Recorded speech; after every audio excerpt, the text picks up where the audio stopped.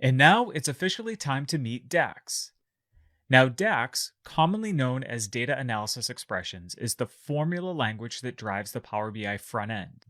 And with DAX, you can go well beyond the traditional A1 style grid formulas that you may be used to in Excel or other spreadsheet tools, and really create powerful and flexible functions that are built specifically to work with relational databases, like our AdventureWorks project in this course.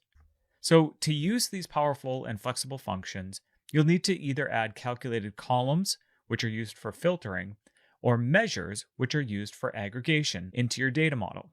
Now, let's take a look at two key ways to use DAX.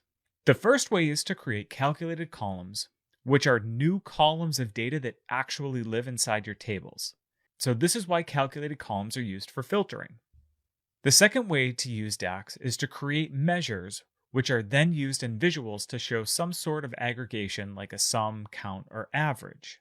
Now, keep in mind that this is just a brief introduction, and that we're going to dive into each of these in turn, compare the two against each other, really explore exactly how they're operating, and then dive into a bunch of the most common and powerful DAX formulas.